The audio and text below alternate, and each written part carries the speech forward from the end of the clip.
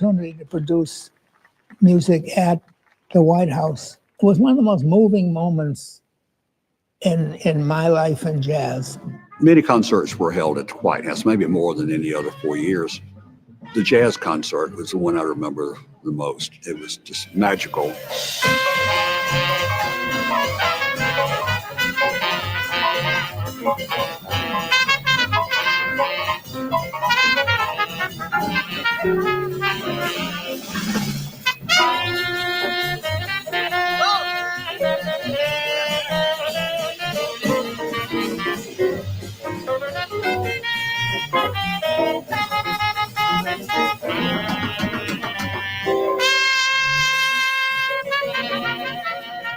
I was deeply infatuated with jazz musicians. So it was a great honor for me and a pleasure to bring to the White House these people that in many cases had not been previously recognized for their great contributions to our society. If there ever was an indigenous art form, one that is special and peculiar to the United States and represents what we are as a country, I would say that it's jazz. At first, this jazz form was not well accepted in respectable circles. I think there was an element of racism, perhaps, at the beginning, because most of the famous early performers were black, and particularly in the South, to have black and white musicians playing together was not a normal thing.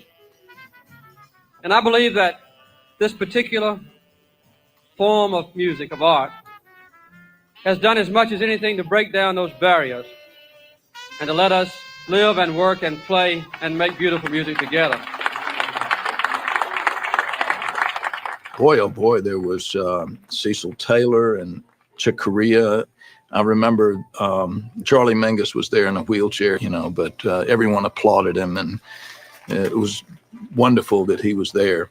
The president walked over to Mingus and just held his hand. I remember Charles Mingus. I just said something about I have confidence in you, and I appreciate what you've done in our country and for our people and for me personally with your own music. The president is His Highness has asked us to play a tune that we played at the White House when we were here before. All right. We're going to play this tune, in which the name of it is Salt Peanuts. Oh. Now, wait a minute, but there are some diplomatic strings attached.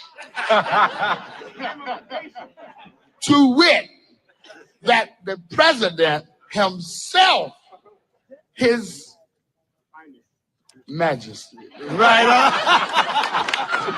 sang the lyrics to Salt Peanuts. Dizzy Gillespie asked me to come up and join him in singing Salt Peanuts, which is a very peculiar song. And that was the only time, I think, when I was in the White House that the New York Times congratulated me on my rhythm, not on my tone, but on my rhythm. Salt peanuts, salt peanuts.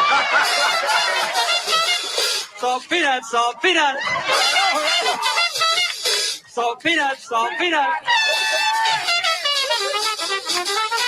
Good morning and welcome to another edition of Let It Be Known News. Indeed, President Jimmy Carter has died at the age of 100. Carter was very, very popular after his presidency. He probably, at least since Obama or up until Obama, probably the most popular former president we've had. At least right there with Kennedy and Obama, because when you think of popular former presidents, those has to be the three that come to your mind: Kennedy, Obama, and Carter. But he was, it comes at a time too. He lasted long enough. He was in hospice care almost 2 years, and he wanted to, according to his family, live long enough to vote for Kamala Harris. And someone mentioned yesterday that he didn't want to be around for the Trump presidency a second time. So he accomplished all of that. Black America and other minority groups, while they brace for the hostility and uncertainty under the incoming administration, Carter's death has reignited an appreciation for a leader who championed equality, justice, and humanity over self-interest and division. Um, his legacy is rooted in humility and service. He's demonstrated what true leadership could accomplish. His presidency from 77 to 81 brought meaningful progress in civil rights and inclusion. Now we see the opposite coming head on January 20th. Carter appointed Patricia Harris as the first Black woman to a presidential cabinet. He named her Secretary of Housing and Urban Development and later Secretary of Health and Human Services. We know Andrew Young served under Carter as the U.S. ambassador to the United Nations. Um, Carter's administration included at that time a record number of Black federal judges, who went on to strengthen rules preventing discriminatory schools from claiming tax exempt status, and expanded food aid programs for impoverished communities, many of which benefited Black families in certain areas. Of course, his son, James E. Carter III, who is known as Chip, confirmed Carter's death. Did not provide a cause, but um, as we said, Carter had been in hospice care for almost 2 years. February would have been 2 years in hospice care. He and in fact, his wife entered hospice care, Rosalind, after Jimmy Carter did, and of course, we know that she died earlier this year. Um, and David Youngblood mentions, of course, that Carter did fire Andy Young for meeting with Secretary Yasser Arafat. Carter actually did something, David, that in response, remember, we all, well, I can't say we all, because we're all not that old, but many of us remember the failed rescue attempt of the hostages in Iran. He fired his whole cabinet. If you go back in history, that came up as I was looking at information about him, and I didn't realize that he fired his entire cabinet. It's like, how do you do that? So, so as you know, Trump goes around boasting about you're fired, you're fired. Carter actually, when it comes to the presidency, he was the originator of "you're fired" in the presidency. But he had been battling various illnesses, an aggressive form of melanoma that spread to his brain and his liver.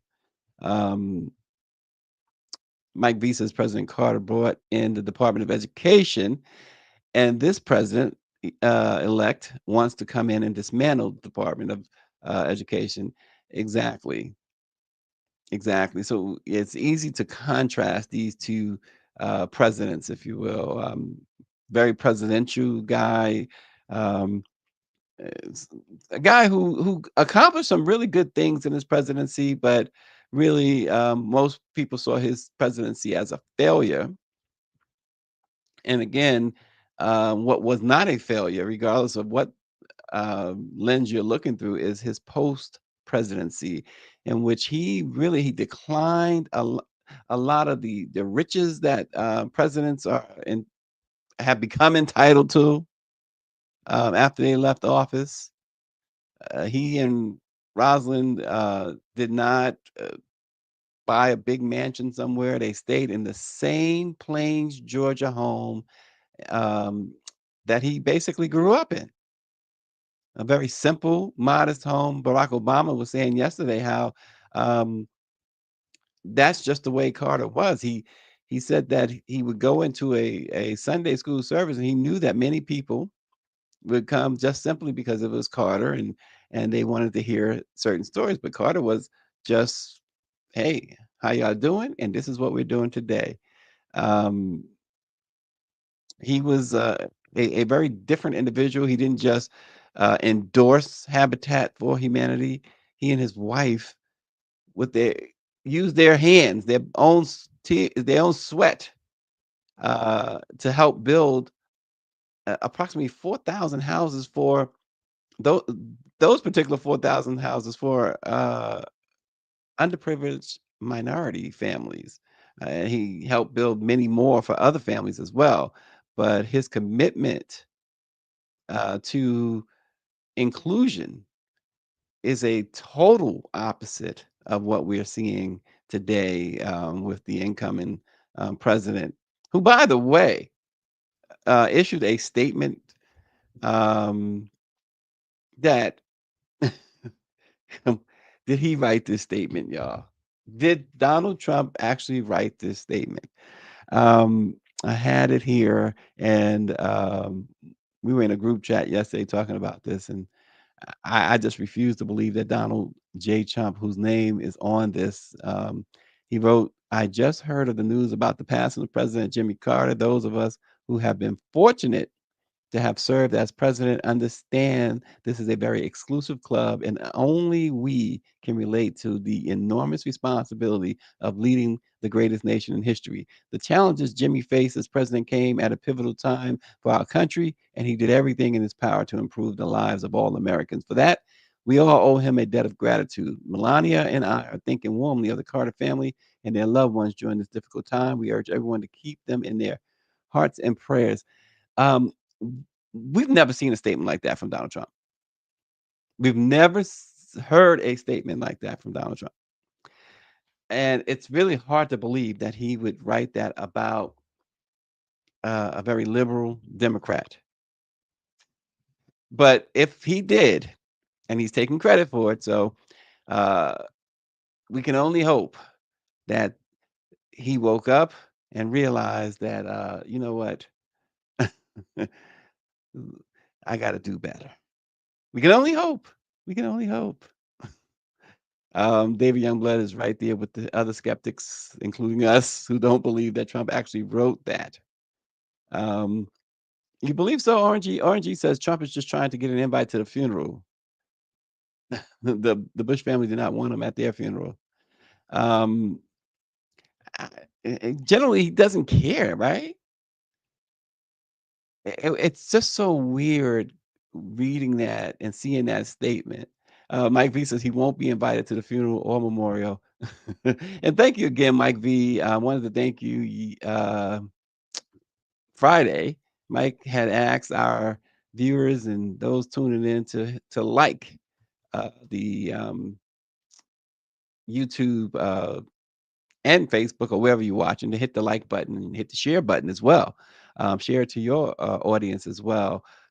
We appreciate that, Mike. And we saw that several people responded to your generous request, and we really appreciate that very much. No, he did not write that statement, Orangey says. Austin says several Reagan campaign aides conspired with Iran to ensure the hostages were not released until Reagan was sworn in. No doubt Reagan himself was part of that conspiracy. Yeah, exactly. And it was very obvious when it was happening in real time. I remember well, perhaps the most profound educator I had ever been associated with, my 6th grade teacher, a guy named George Watson. I was in his class, and he was very vociferous. He's a Jamaican. He was very vociferous about Reagan and doing what Reagan was doing. And he had said those hostages will not come home until and unless Reagan is elected. And Reagan is behind all of this, as far as the keeping them there longer than what they should have been, so that he can get the credit. So I remember that so well.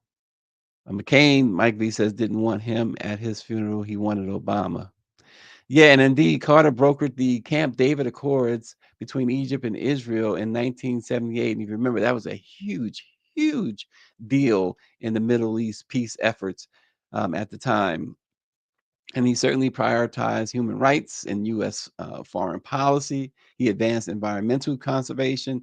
And think about that. Back in 1979, now we're so far gone when it comes to pollution and an environmental disaster that we're in. But back in 1979, Carter was able to accomplish, well, I should say in the 70s, the late 70s, he was able to accomplish so much that we need today. His vision for alternative energy led to installing solar panels on the White House. And at the time, he called it a small part of one of the greatest and most exciting adventures ever undertaken by the American people. Is that was that a bit of an exaggeration? um, and his biography, called His Very Best, Jimmy Carter, A Life, Jonathan Alter described Jimmy Carter as perhaps, quote, the most misunderstood president in American history. But then there was a contrast to that. Kay Bird, The Outlier, The Unfinished Presidency of Jimmy Carter. And that book highlighted Carter's moral conviction in tackling issues others avoided, even at political cost. And so it's a lot there, through the Carter Center, that he founded with his wife in 1982. Carter worked to promote democracy, monitor elections, and he also worked to combat diseases like the guinea worm. So it's really, really interesting. 100 years old. He says, if you like to talk about a failure, this is Orangey. 8 years of Reagan and failed trickle down economics. The wealth gap between white and black was 17 to 1 when Reagan left office.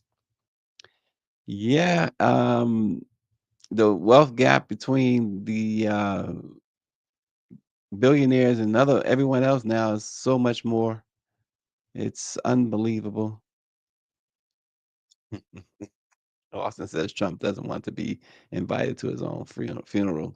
But Jimmy Carter, 100 years old, died apparently peacefully at his home in Plains.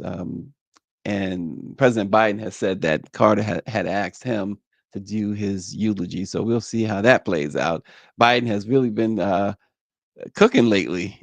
He's been going in lately, talking about how he should have stayed in the race. Yeah, too much, too little, too late to ever try again. Biden, give it a rest, okay? Leave it alone. You shouldn't have ran in the first place. How about that? Didn't you tell the people you wasn't going to run? Didn't you say that you was going to be a one-termer? Oh boy. And the thing about that is that he can believe without real anything to argue against him when he says, I'm the only one that can beat Donald Trump, because he's the only one that has beaten Donald Trump.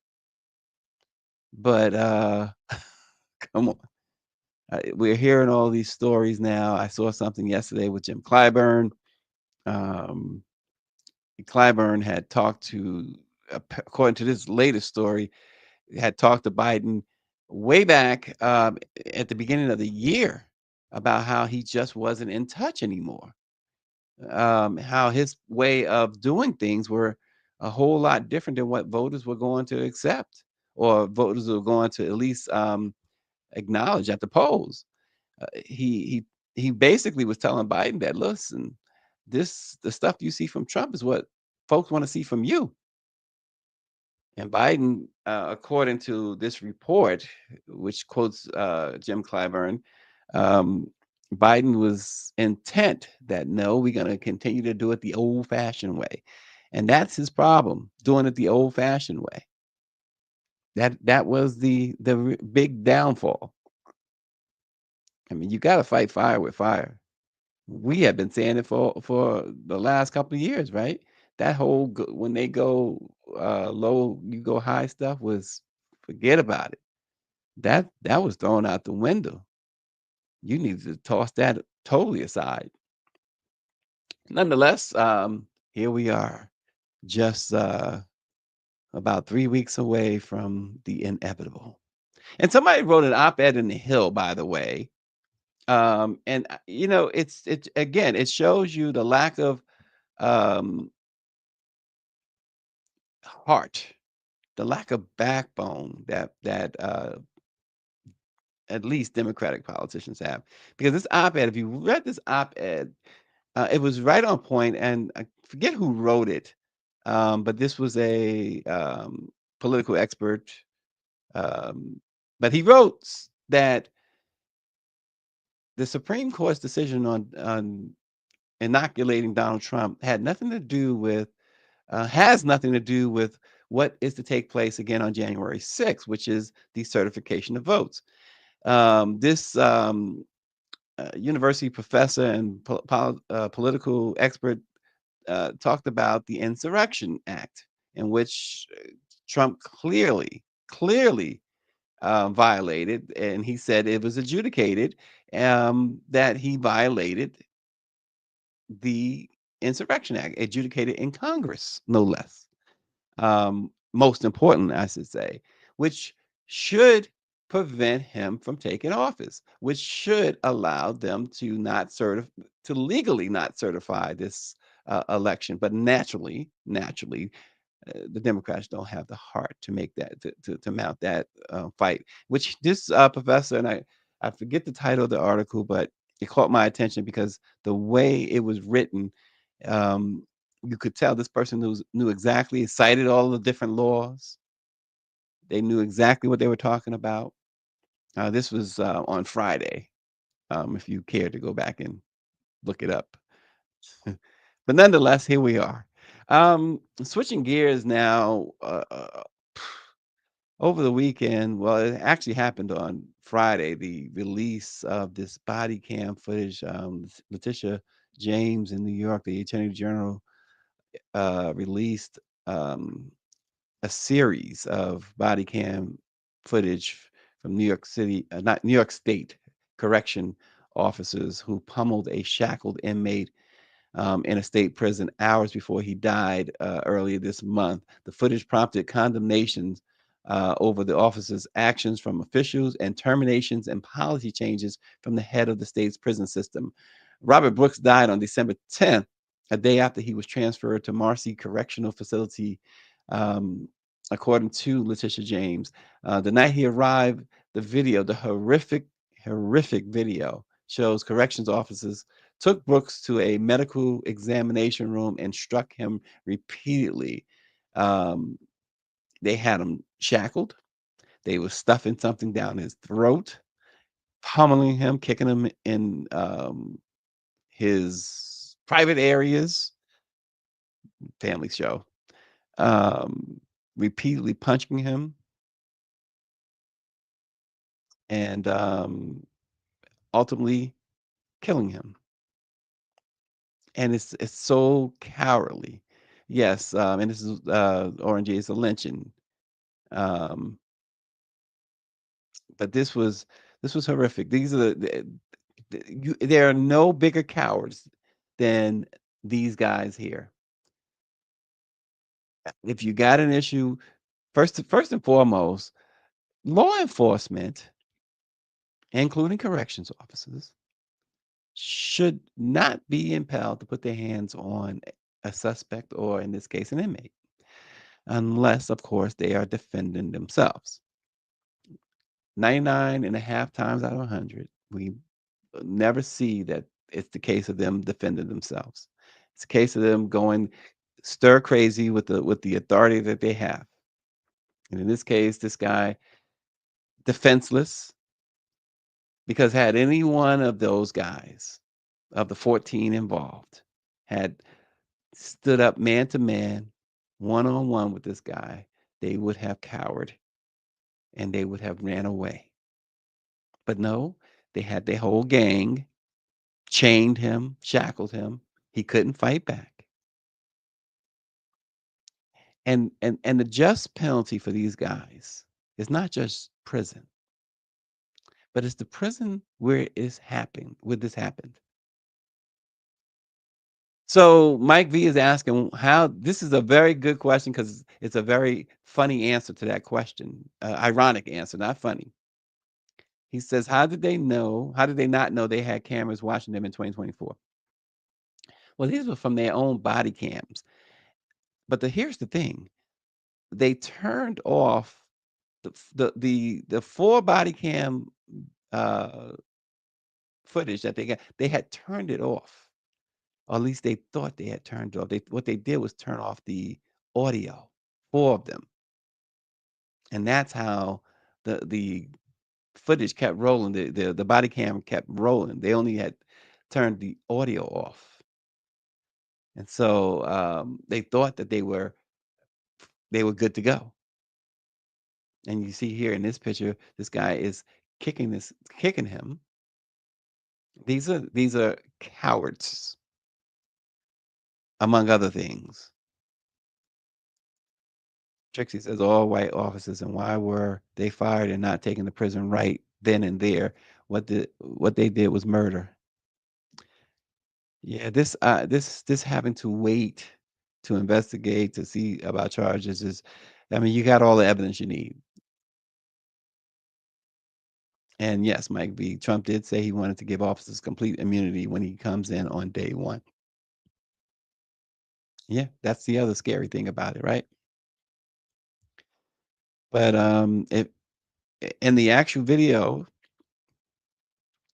Mr. Brooks is seen on the footage being hauled upright by an officer by his neck, while another officer kicks and punches him in the stomach several times with the heel of a boot held in his hand. They push him onto a table, hold him down. One officer braces against the table and kicks him. They transported him to a local hospital where he was pronounced dead. The warden said the process of terminating 13 staff members involved in the incident who are currently suspended without pay has begun. Another employee just resigned before he could be terminated. But this is, yeah, no investigation needed. Exactly. This is really ridiculous. In other news, this morning, we brought you a story on Friday about the young Black woman down south that was set afire. The story takes an even more shocking twist. A North Carolina man was arrested after allegedly setting her on fire. Jemai Griffin, who is 23 years old, of Sanford, North Carolina, was arrested. He now faces charges of felony attempted murder, felony assault with a deadly weapon with intent to kill, and misdemeanor assault on a female. Here's the shocking turn that it's taken. Apparently, she was living with him, or he was living with her. And other reports indicate that not only now they haven't confirmed that they were dating, but they were living together. And it turns out, according to some reports, that this man also was the father of the victim's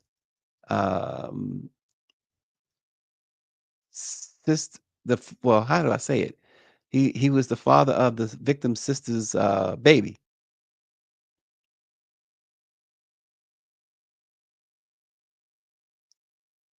So she was apparently living with the guy who had a child with her sister. Now, that's not something that, again, justifies his actions. Nothing justifies his actions. Um, and it's scary to think that the original belief, and the belief remains, that there were 3 people involved in setting her on fire. Now, he's the only one arrested yet. And I would imagine that the family is holding their breath. There's a GoFundMe. She was preparing to celebrate her 21st birthday, which is on January 1st. Now they've set up a GoFundMe with a goal of $75,000 to help for her medical expenses, and this is a very expensive thing to have to deal with burns, regardless of what health insurance you may have. They've raised so far, as of anyway, Saturday, they had raised $88,000 thanks to more than 2,000 donors. But this story is it's a lot of moving parts here. Lots of moving parts here. Young 20-year-old Ashanti. So hopefully she is able to recover. 99,315 raised is the latest I see. Okay. Hopefully she's able to recover from this horrible thing. And could you imagine the emotional damage done here? Wow. So all the best to her in her recovery. So here we are. It's almost into a new year, and okay. So before we get to that, I see there's a couple of things there. RNG says, "Is this the one where the illegal immigrant burned her to death?" I'm not sure if he's a legal immigrant or not. That was, I believe that was the guy on the train in New York. Right. No, it's not. It's not the case. That was the guy on the train in New York. Trixie says, since we are talking about setting people on fire, you hear about what they're doing to the homeless in New York City now, setting them on fire to cause them to be unalive. Someone wrote on the train to terminate homeless people. Yeah, there was a video of that on, gosh, I'm looking at these social media sites. I guess it's X. Um, Someone wrote to terminate homeless people. This people have lost their minds, as if homeless folks don't have enough on their plates, right? They have enough to go through.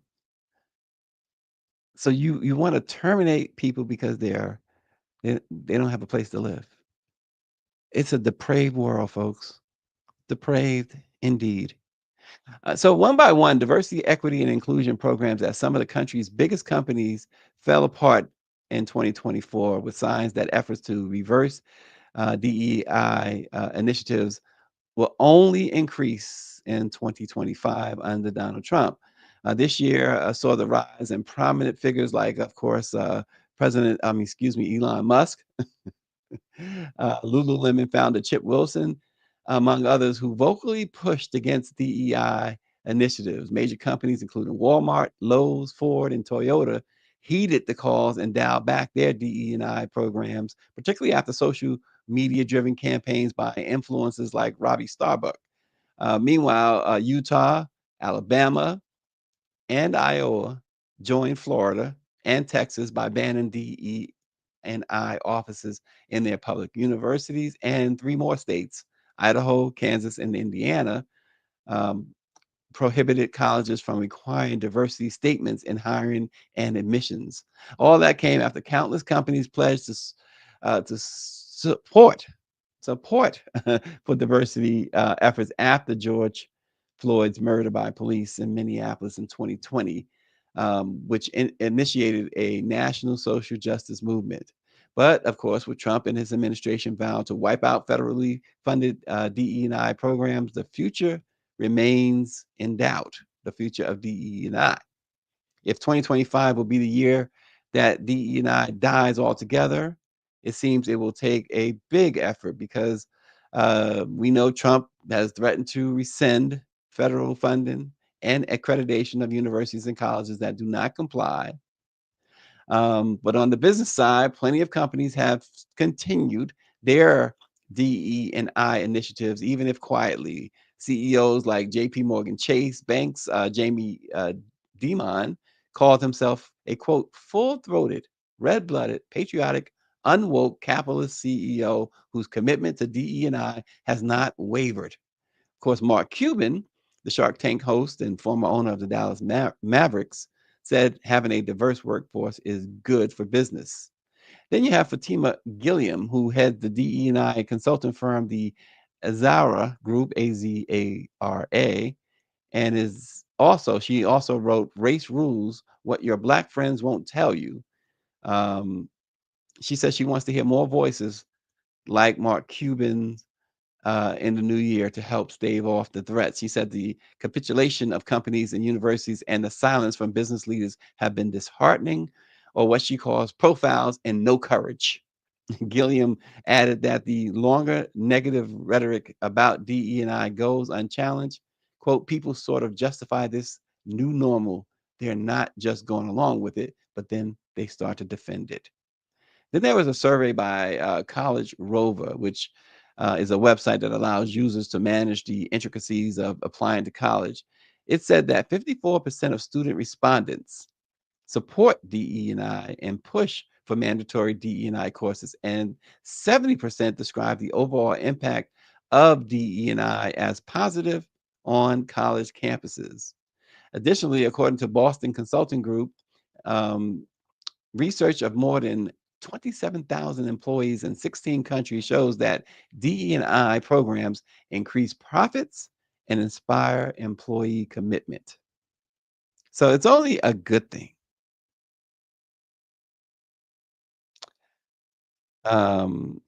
Orange says they will not ban DEI on those colleges and universities' athletic teams. Exactly. When we see that, Black student enrollment at Harvard Law School dropped by more than a half. And Mike V says, while Elon and Vivek want to ban DE&I, they want to bring in more H-1B visa candidates over their patriotic voter base that supported the president-elect. Isn't that something? So, folks, on this one, I want your feedback on this. I was talking about this over the weekend. Geoffrey Owens, you remember Geoffrey Owens? 6 years after making headlines for working at Trader Joe's, the Cosby Show actor Geoffrey Owens is opening up once more about the reality of being a, quote, middle-class actor. He did an interview with Atlanta radio station V103. And he was promoting a film that he is gonna star in called Mr. Santa, a Christmas extravaganza. He said he's still struggling to make a living. He says, I struggle every day to make my ends meet. To make a living. Oh. I struggle every day to make my ends meet. And people can't get their heads around that.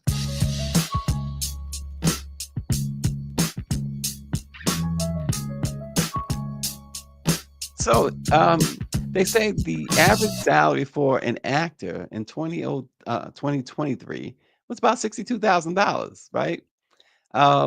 But here's the thing. Nicki Minaj gifted Geoffrey Owens $25,000 once she learned of his situation.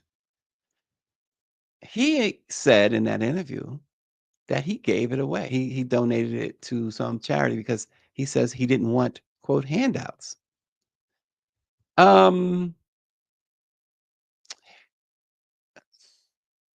I just find that really interesting. First of all, I hope that he told her that, number one, but it doesn't seem like he did. And to me, it's so disrespectful on his part and so ungrateful on his part. You know, this was not, she didn't, and then some of the commenters were like, well, what is $25,000 going to do? She could have given them more. No, she couldn't have. There's no indication she even knows the man. Just out of the goodness of her heart, saw his situation and said, well, let me give him something to kind of help him out a little bit. And no way did she believe, and I'm sure I can say that on her behalf, did she believe $25,000 was going to be a life changer for him? It was to help him get on his feet. And homeboy said it's a handout, and he gave it away. And yet he goes on the radio and says he's still struggling to make ends meet. To which I say, that's your issue, dude. You are a husband and a father. And you have a responsibility to take care of your family. Nicki Minaj was kind enough to reach out as a fellow celebrity. What do you guys think? I mean, is there justification for him saying, I don't want handouts? David Youngblood said he says he's struggling. David says, I'll take the handout. But yet David says, I understand his reluctance. But apparently she didn't do that publicly, and he did it publicly, which makes it more interesting to me and more egregious. She didn't go send a press release out or hold a press conference saying, I'm giving Geoffrey Owens $25,000. She just did it. She found out how to get it to him and got it to him. No fanfare, nothing, the way it should be done.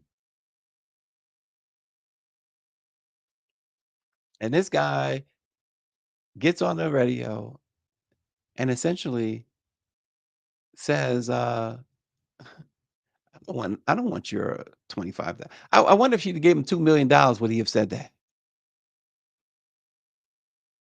Mike V says a black woman tried to help a brother out, and his ungrateful behind got the nerve to come on the radio and say that. 100%. Trixie says, and that is why he is still struggling. Shaking my head. I will take the help. Me too. Me too. I hope Greer sends me 25,000. Think Greer send me 25,000, Austin? I will certainly take it. He said he quit working at Trader Joe's right after the shopper snapped his picture before the news broke because he anticipated the reaction. Big Sis says he should have given it back to her. Let her give it to the charity of her choice, 100%. Okay, Greer tells me I should keep waiting for that 25,000. All right. I mean, you didn't say no. You just said sure, keep waiting for it. He didn't turn down help from 50 Cent, is what Trixie said. Yeah, because then 50 like put him in a movie or a TV show or something, trying to help him out. She said no. Dang, I can't get 25K from Greer. That's a shame. And Southbound 3000 said, read between the lines. He was basically saying that's not enough. Dude, go back to Trader Joe's. The thing about it, and I get it, Southbound, I kind of feel that way too. That's why I made the comment that if it was 2 million, he would not have given it away. I think that's exactly what his beef is, and it's like Nicki Minaj doesn't owe you anything. Tyler Perry or whomever, 50 Cent, they don't owe you anything. He appeared in 128 episodes of The Cosby Show, the biggest show of that time. Right, Greer says he must not be struggling like that. Maybe he's just looking for some pity, something. I mean, look, it just sounds very, very suspicious that he would do that. Yeah, and exactly right. For some people, 25K is a year salary. David says he wasn't saying it wasn't good. He was saying thank you, but I've got to do an honest day's work for an honest day's pay. Okay. Miss me with that one, David, because I'm telling you, I got a little, eh, you know, if I'm struggling to make ends meet and somebody reaches out, listen, let me help you out a little bit. Here's 25K. I'm not going to stop working, but I'm going to take that 25.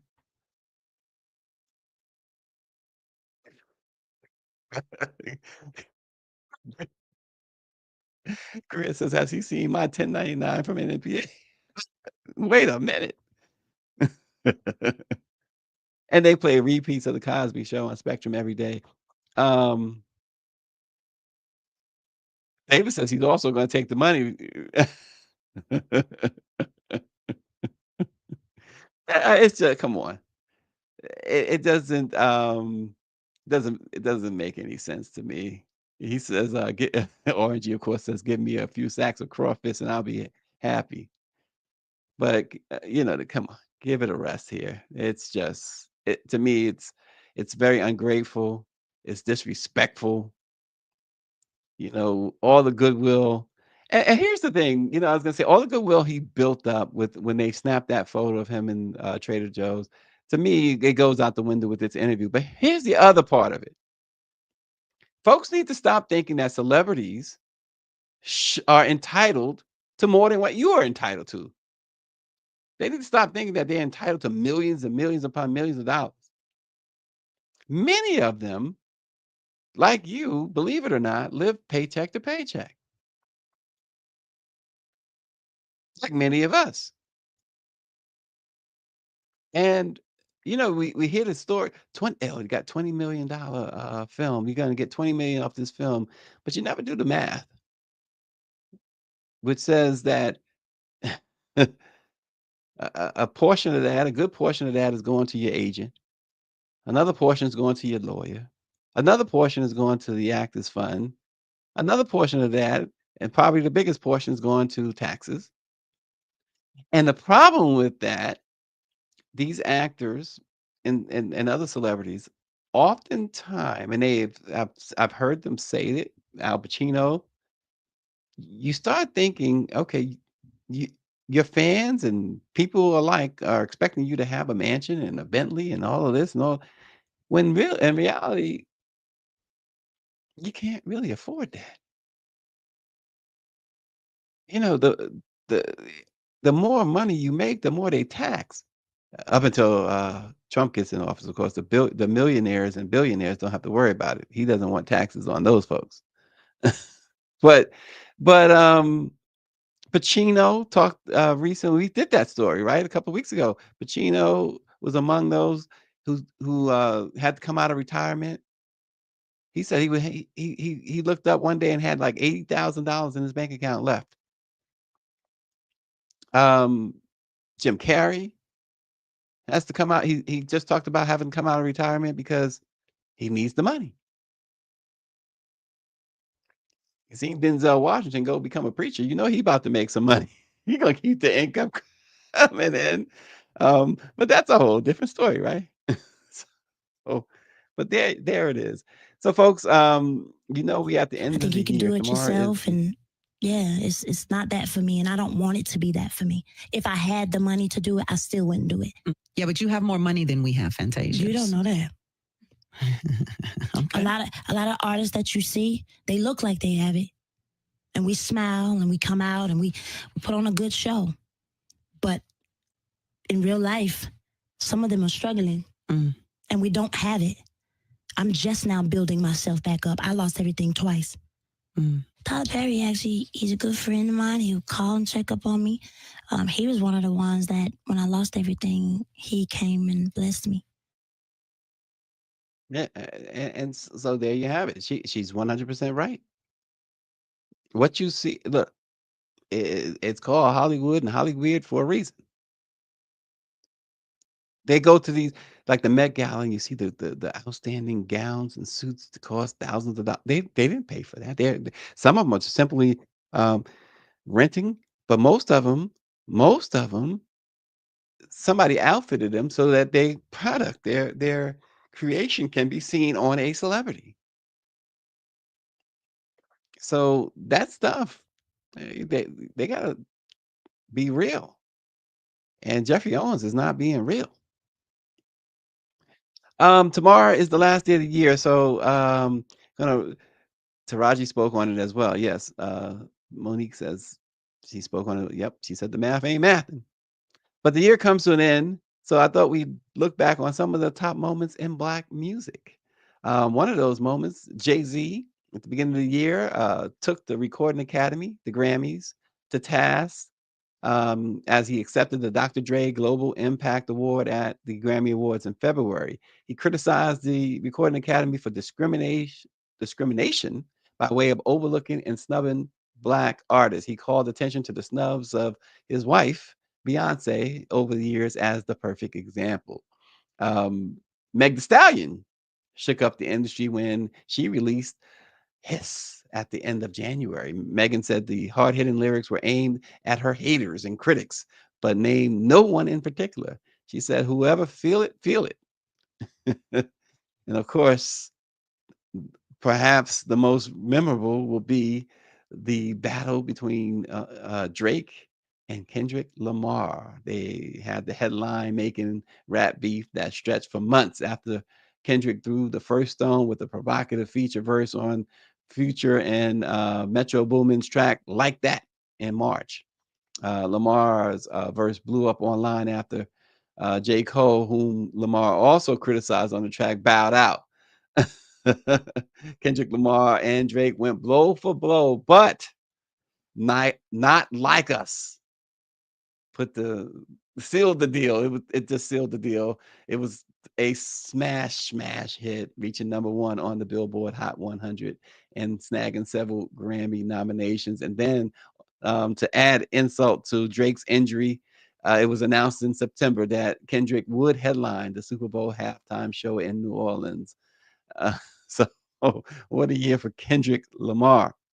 Of course, Beyonce helping folks out because Shabuzi skyrocketed to national stardom with 2 features on Beyonce's country album, Cowboy Carter. He quickly moved out of the Cowboy Carter shadow and into his own fame with a bar song, Tipsy, the country hip hop blend that remained the #1 song in the country for 19 consecutive weeks. Of course, breakdancing made his debut at the Olympic Games in August, about a half century after the hip hop dance form began. So that was a big deal. And of course, we all know something that will continue to stretch into 2025. Diddy was arrested in September and charged with sex trafficking, racketeering, and transportation to engage in prostitution. It came after months of lawsuits and several allegations of sexual assault, gender violence, misconduct, and other serious illegal activity that took place over many years. The 55-year-old Diddy, who has denied all of the allegations, has pleaded not guilty and is being held at the Metropolitan Detention Center in New York. No bail. Of course, news broke in early November that rapper Young Thug, whose real name is Geoffrey Williams, changed his plea to guilty in his high-profile, long-running gang conspiracy case. But he was released from jail. He potentially faced decades in prison for participating in a street gang, Young Slime Life, or YSL, that allegedly carried out murder, armed robbery, carjacking, and drug dealing. Young Thug ultimately pleaded guilty to drug and gun related charges and no contest to charges of conspiracy and participating in the gang. Instead of prison time, the judge ordered him to serve 15 years of probation with several conditions and warned him that he could see 20 years in custody if he fails to adhere to them. And of course, there's been no shortage of massive hits from Black women, especially Black women in hip hop in 2024. Glorilla dominated 2024 with a string of hits, including Yeah Glow and TGIF, a mixtape, and her highly anticipated debut studio album, Glorious. Fan favorites such as Mona Leo, Flo Milli, and Big Lotto, however you say her name. She dropped some big projects as well. But perhaps the biggest rise of the year came from Florida-born rapper Doechii. Her ascent to rap prominence followed years of consistency and trial and error. And of course, Beyonce and her NFL show will be talked about forever, especially from Beyonce fans. But yeah, the year in music dominated by women, and of course, the Kendrick Lamar Drake one-sided affair, really, because I don't know that Drake, because then Drake eventually sued his label or something because of the Kendrick Lamar stuff. And David Youngblood said, here's the big Black news story, music story of the year. Dr. Dre snubs Black colleges by giving lots of money to USC while HBCUs starve for endowments. That is Dr. Dre for you, that's for sure. There you go. Boy, these guys. David, I'm with you. I'm with you. Shaking my head. So tomorrow we'll bring you more of the year-end stuff, among other things. So stay tuned, and thank you for watching. And thank you again, Mike V. And folks, take the heart, Mike V. Hit the like button on YouTube and Facebook and wherever you're watching, and hit the share button. Let other people see all this white hair on my face. And I'll see you tomorrow. Thanks for watching.